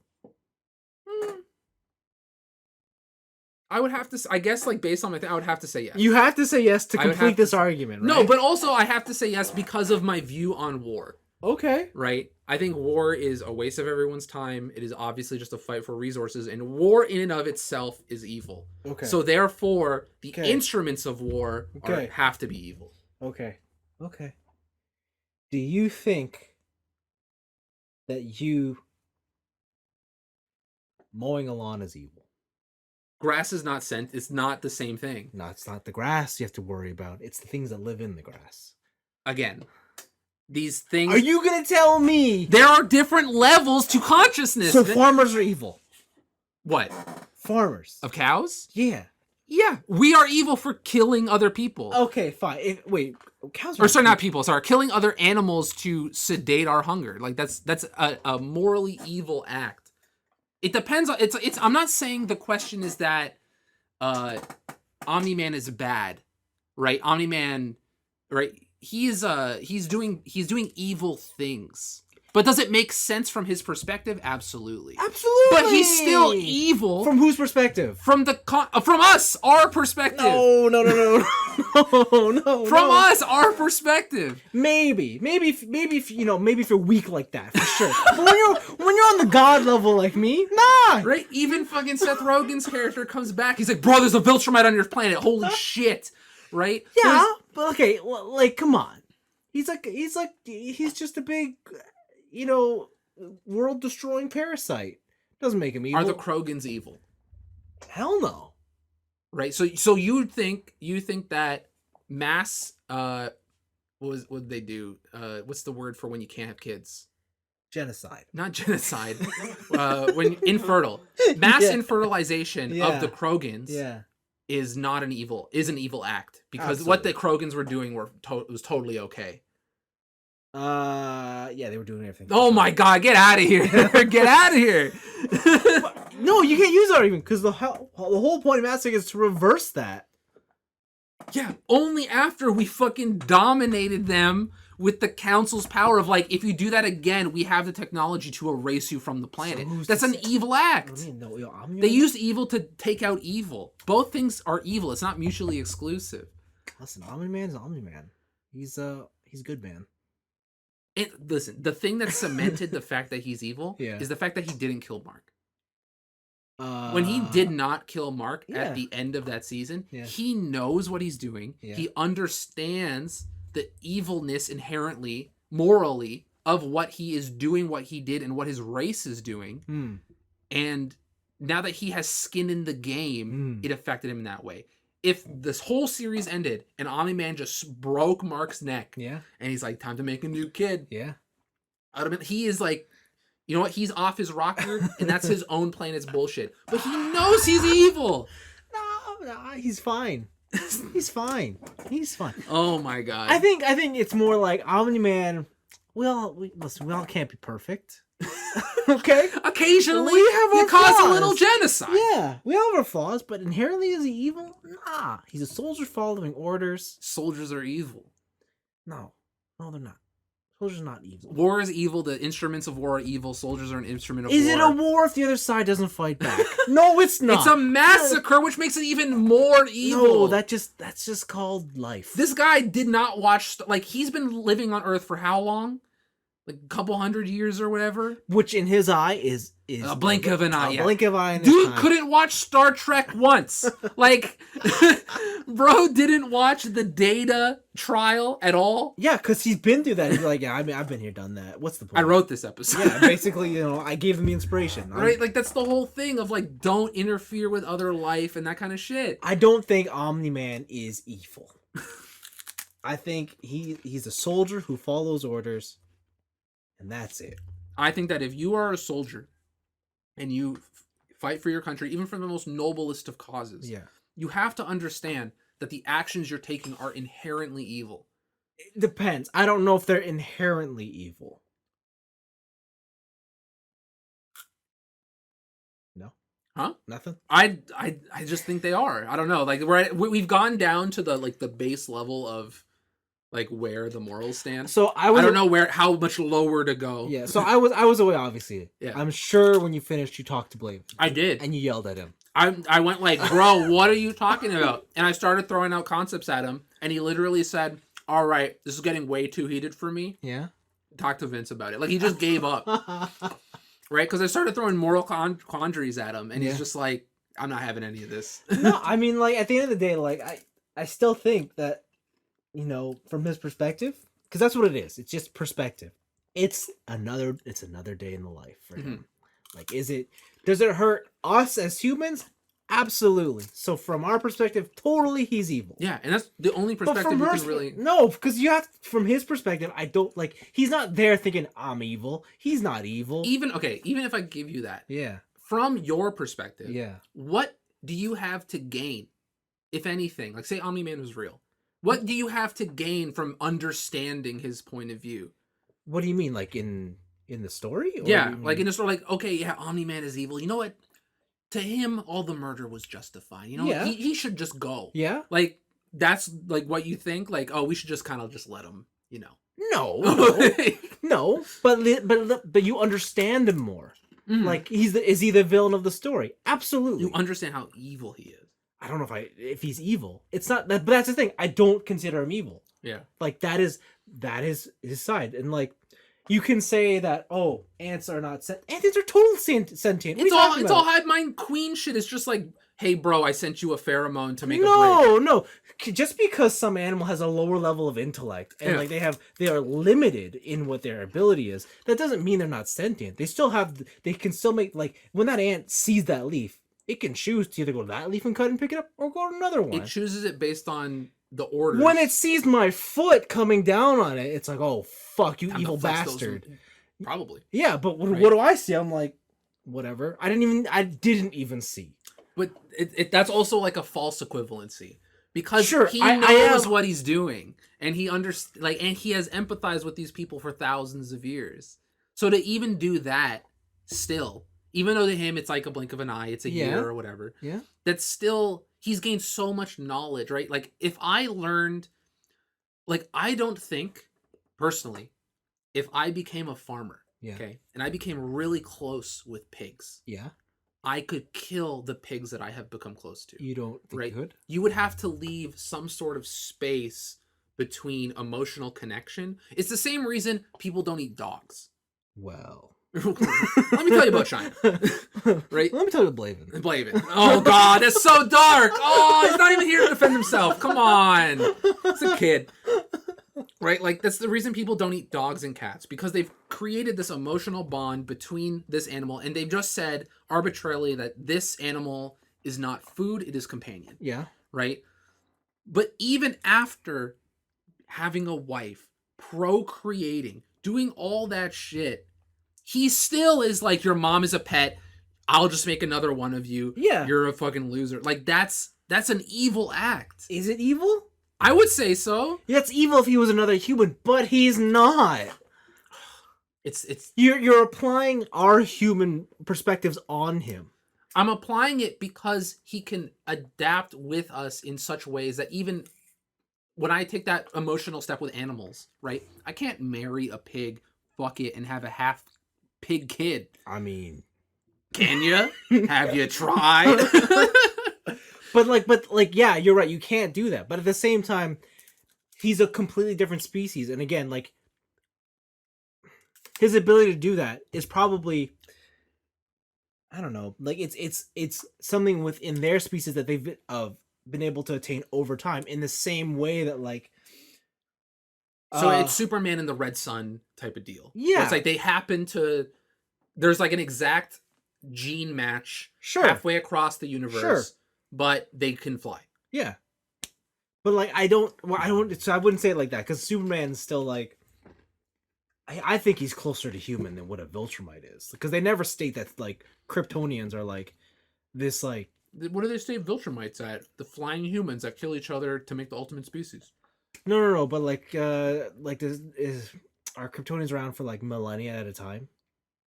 I don't think Superman ever ages in the comics. Oh, okay, because I don't know enough about Superman. I also don't know enough about Superman. Yeah. And I think part of that aging thing comes from the yellow sun type deal, so it like powers him differently. Right. If he was in a red sun, he'd probably age normally. Yeah. But yeah, like that's my comparison is to Superman, because that's what Omni-Man is. He's Superman. Anyways, he's just evil Superman. I don't know if he's evil. I don't know if he's evil. I don't know. I'm on the fence of evil. Like, I understand where you're coming from. Yeah. But it doesn't tip it over into just like, oh, boys will be boys. No, but like, I'm not saying genocide. I'm not saying that. I'm not. Who hasn't done a little bit of genocide? Well, let's be honest. Who hasn't? But like,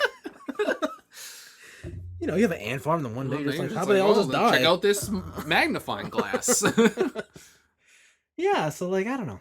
That's okay. Cool. Yeah, but everything else in that show is sick. Well, even the concept of Omni-Man is sick. Yeah. My favorite was the aliens that kept Which aging ones? through the portal. Oh, That whole yeah. concept of like the next day they would come back, but it was like 20 years and their technology has advanced so much. Like that shit was cool. Yeah, that was I like that. wild. And the other one I liked is their handling on cloning. Oh, The two yes, blue yes. guys, and they're Yeah. like, we can't know Who's the real clone because then it creates problems, Yeah. right? And I was like, that's pretty fucking sick. Yeah. That's pretty cool. That is pretty cool. But anyways, yeah, that's cool. Yeah, and that was most of the 2 weeks. I played a lot of Vanguard. Call of Duty? No, wait, is that out? Call of Duty Vanguard? Is that out? The alpha was this Oh past no week. I played Vanguard, the card fight Vanguard, the card game. You went to places to play, or? So actually, yeah, we went down to a local board game store in our city, and it turns out actually a friend from college bought out the board game store in the mall downtown. Oh, and he owns it the now. Jackson place Yeah. you're talking about, yeah. And I'm like, holy shit, one of my friends owns a board game store now. Mm-hmm. So I bought some stuff from him. I bought one of the expansions from Tanto Yeah. that I couldn't find online, so I'm trying to just get all the expansions for that game. And then, yeah, play some Vanguard. Yo, that game is fun now. The biggest thing, we talked about it last week, but just a quickie for the audio listeners who didn't check out that thing. They changed some mechanics in it where now, in old Vanguard, you could get grade screwed. So you start at level 0, and every turn you can ride on top of your Vanguard to make the allowed levels in your field higher. Right, so if you're level 0, you can only summon level 0s. Yeah. If you're level 1, you can summon level 1s and level 0s, and so on and so forth up to level 3. But you could get grade screwed, where like you mulligan, your hand's up to 2, mulligan again, now your hand's only 1, and then you get to like your third turn, and you're still on level 1, and your opponent's on level 3, and you're just fucked. Yeah, right, the whole game's a wash. They now have a system where you put your ride chain in the side of the board. Yeah. And you can discard a card from your hand to take one of those and ride it on top of your Vanguard. Yeah. So now you are never grade screwed. You always get to play the game. And there's never a situation of just like, oh, I just got fucked here. Right? This was like, oh, this guy's playing solitaire. Right? You're always interacting. You're always playing. And that's super cool.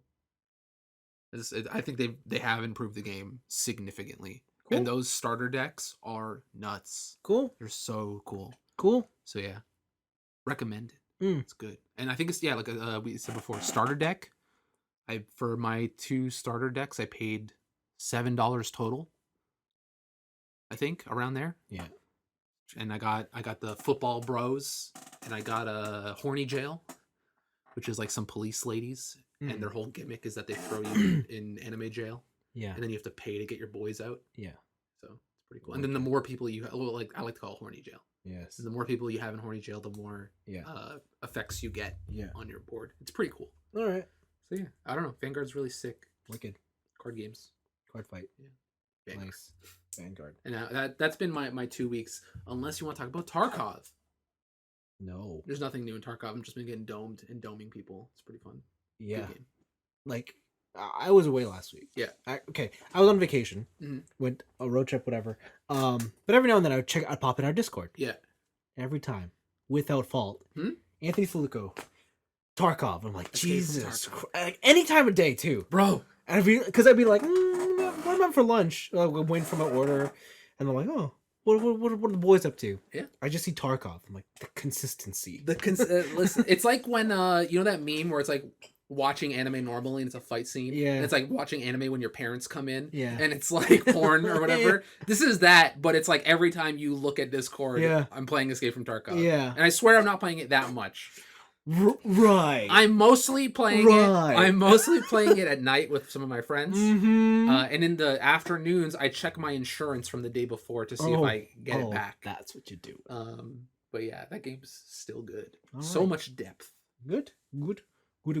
I played like 1 second of a shooter. 1 second of a shooter, okay. I played the Call of Duty Vanguard Alpha. Oh, okay, all right. But I didn't realize like it stopped at 1 in the afternoon on a Sunday. Interesting. And so I woke up and like I played it, and then I shot the gun, and then it was like timed out, like the server's disconnected. Nice. And I was like, oh. How'd that gunshot feel?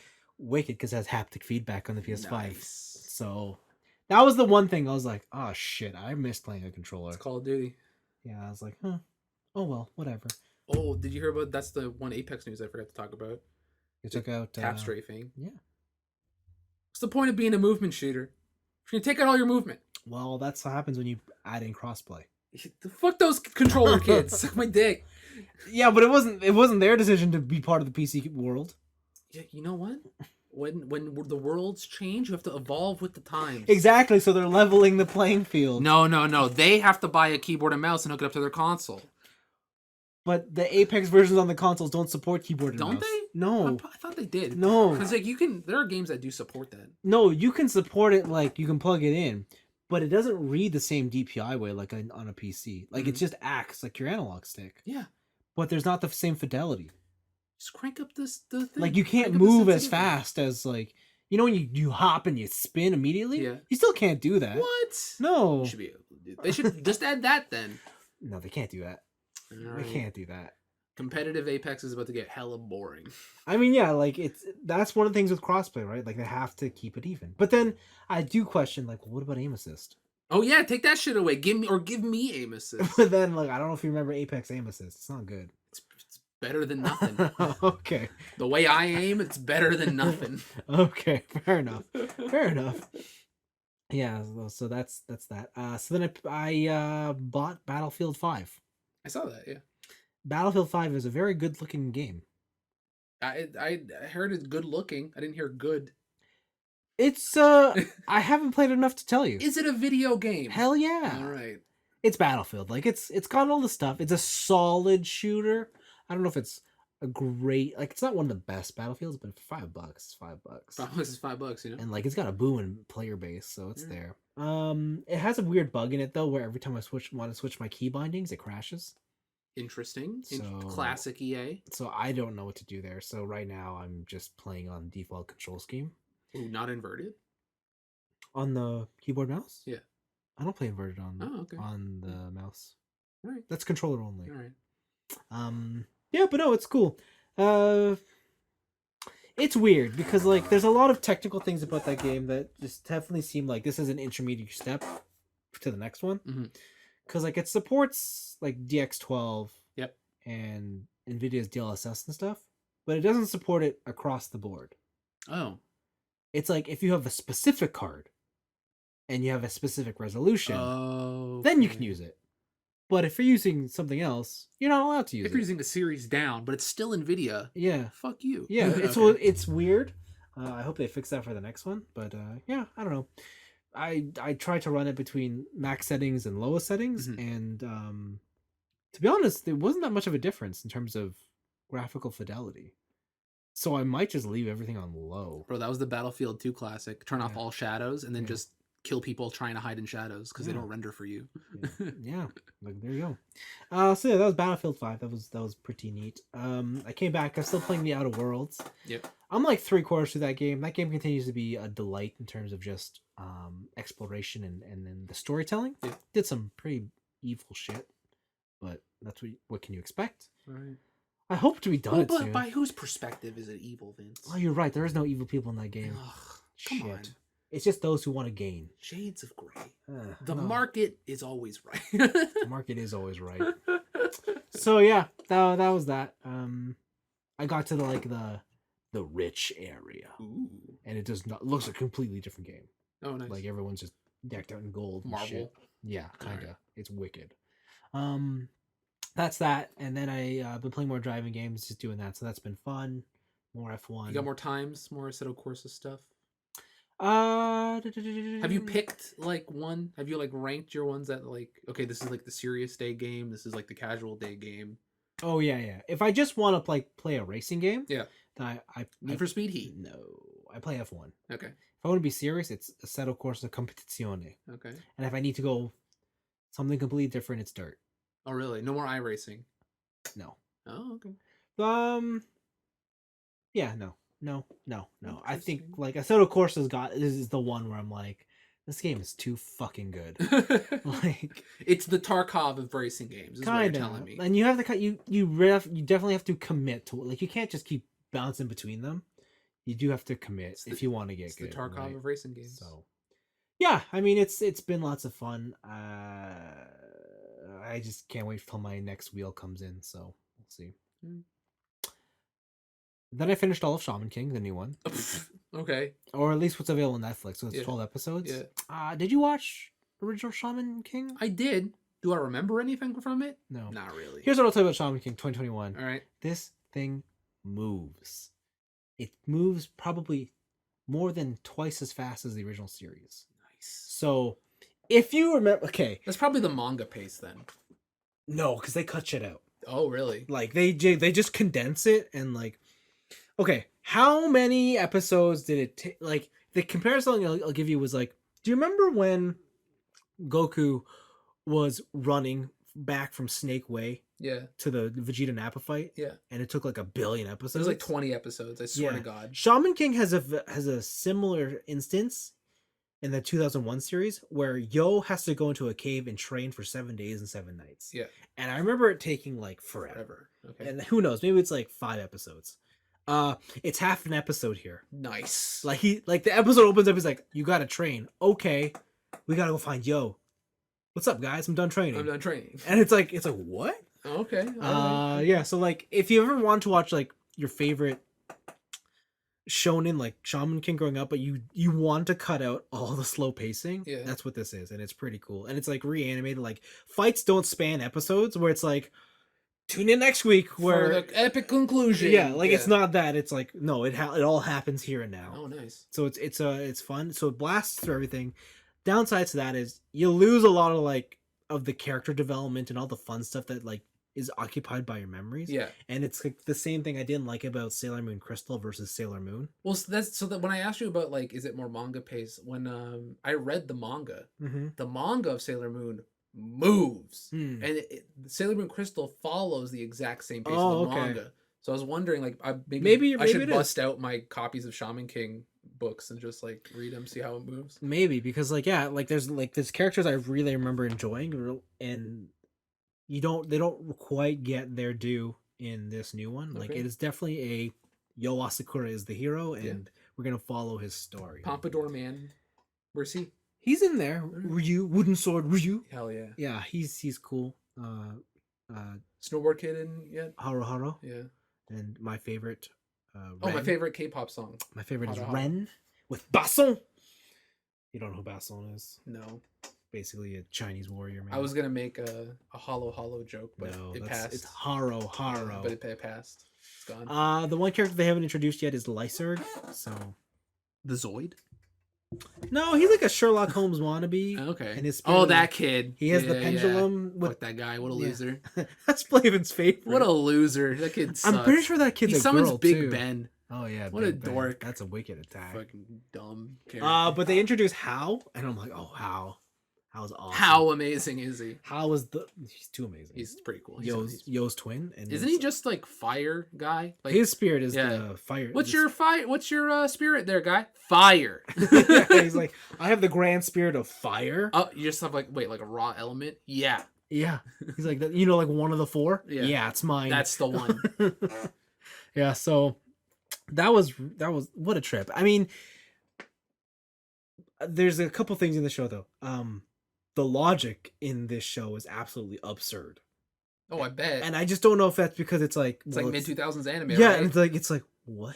Like how they go from point to point and like just the connections they make, absurd. Hell yeah. And there's also moments where it's like this is really graphic, or not necessarily graphic, but like violent. That's really violent for what this show is. Yeah. Like there's a moment. Yo has a friend. His name is Manta. He's like the tiny little boy. Yeah. And he has no powers. He's just there. Yeah, he's like he can see spirits though, right? Yeah, he's there for moral support. Yeah, he's his best friend, and they go into a fight. And Yo's opponent, the guy's name is Faust, and he's like he steals Manta, and he's like, your friend seems interesting. He's so small. I would like to examine him, and he cuts him open on the battlefield. Nice. Like he just straight up takes his body and opens him up. Damn. And it's like, wait, hold up, what? Yeah. And then the next episode, they're like, "Oh, they put him in the hospital. You're okay now." What? Yeah, it's weird. He opened your ribcage really nicely, actually. You know, I could just put it back. Like Pompadour Man has his best friends. He gets like taken by his possessed, and he goes to all his friends, like his crew, and he just stabs them, Nice. like straight up, and it's like, what? What is this show? Yeah. And then like there's obviously like the Japanese jokes. Like there's a tanuki, a spirit tanuki, gigantic balls, and his attack is his balls inflate. Have you not seen Pompoko? And they wrap around you and suffocate you. Yeah, that's what tanukis do, dog. But these are like giant humanoid hairy sacks. That's what tanukis do. And he has a friend, a fox. While you're trapped in his ball grip, the fox pisses on your face. That checks out. Yeah, and I'm like, what the hell? This is so... What? Yeah. But Shaman King's wicked. Right. I can't wait to just continue watching this. So You've made me want to read it. Yeah, Shaman King's wicked. Because I remember, like, Yo's main spirit, the Mitamaru, is a samurai. Yeah. Of course he is. Yeah, and if you've seen, like, pictures of it, he basically has, like, the one samurai armor on a sword. Yeah. But I remember in the last Jump Ultimate Stars game, Yo's sword is robotic. Like, it's a robot arm holding the sword. And I never understood how he got that. True. Because Mitamaru is not a robot. Yeah, so I've always wanted to know how he ended up with that situation. Right. So, yeah. Maybe it'll be like a Street Fighter Guilty Gear situation, like Mecha Zangief, yeah, Mecha maybe, Akuma, Mecha Kai, Robo Kai. I don't know. But that's that. And the last thing it is, I watched the Black Widow movie. Scarlett Johansson. I heard that's not great. It's pretty. It's. I would say it's decent. Okay. It's good. Like, it's not a bad movie. All right. Like when it opens up, you immediately think like, oh shit, this is the Jason Bourne of the Marvel movies. Yep. And for the most part it is. Except God, it's Black Widow. Except it like pushes the level of comedy and lightheartedness to a point where it's like, I can't tell what the movie wants to be anymore. Like, is it a comedy movie or is it an action movie? Yeah, because like there are moments where it's just hella serious. Yeah, but one of the characters is just a joke. Oh, right, like Red Guardian, just a joke. Like absolutely zero value to the story. He exists just to be a joke. To be like a Russian joke. Yeah. All right. And it's just like I don't get it. Why is he here? Yeah. Like I don't understand why they went with that direction. The other thing is, like, for as serious as it is, the movie has one, like, the villain's main, I guess, quote unquote superpower or advantage is a body hack. It's like, it's through pheromones. I control you through my pheromones. What? Yeah, and it's like, am I really watching? What bullshit is that? What hentai am I watching right and now? Like, I know, I get it. These are comic book movies, and like we've seen like whatever there is to see in all the Marvel films, but like, this was the one where I was like, okay, I don't fucking know anymore. Like, jump the shark. Yeah, because for as serious as like the Black Widow spy game is, how are you gonna make the villain's main power like, I control you with my pheromones? You've smelt my pheromones, so now you can't hurt me. Like shit like that. Also, Taskmaster's here. Taskmaster's kind of a letdown. Oh yeah, I don't think he's been in a movie where he's been good, hasn't he? This one's especially a bit of a letdown. All right. Like it's not quite as fun because his whole thing is like continuity, right? Like, yeah, within a series he gets better because he copies everybody. Yeah, so on and so forth. But if you're just like in a movie, then like Taskmaster, it would be the one area where it'd be like, you know what? I think I'd be okay if Taskmaster had a bit of like fun and humor to him. Yeah. But yeah, Taskmaster's a mute, so they gave him the Deadpool treatment. Yeah. Oh my god. So come on. There you go. Yeah, Black Widow's pretty cool. It takes place after Civil War, like right after Civil War, if you want to where it takes place. I think this movie for me, I would have cared a lot way more if it came out before the Avengers. During that whole timeline. Yeah, okay. Yeah. Cause yeah, at the end of the Avengers, Natasha's dead. So what? Spoilers. Yeah. But I had a good time. It was all right. It was pretty fun. It was aight. There's a stinger that I don't have any understanding about, so whatever. Maybe I'll just watch the stinger. Yeah, but that's that. That was it for me. Cool. That was it. And you know what? I think that's a show. It's been a long one. It felt like a good, decent sized show. Felt like 2 hours. Again, listen, we bring quality content to our fans. Who who demand it. Do we? Maybe. No. Anyways, I like to think it's pretty good. I like to think. I like to think. Period. Thanks for listening. Next week we'll have short little thoughts on EVA 2.0. More fun stuff to talk about. Yeah, there's a Sony event happening this week. We'll see what happens there. Oh yeah, there's a Sony showcase. I heard that's their actual showcase. Yeah. Like with games. Remember that time we were supposed to be at E3? My bad. Ooh, oops. So yeah, that looks like fun. Hopefully some good stuff. We're also into the holiday game season. Mm-hmm. So I don't know if there's any big games coming out next week. Bro, let me tell you about Escape from Tarkov. Oh, okay. All right. I may be playing Tales of Arise. Who knows? I saw you post a picture of Guilty Gear at one point, and I was just like, bro, what was that?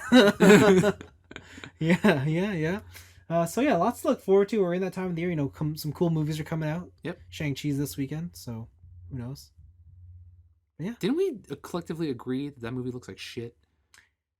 You and I, yes. Okay. But I did learn something. Okay. All the fight sequences Yeah. are done by Jackie Chan's stunt team. Oh, shit. All right, now we got to see it. God damn it. Yeah. God damn it.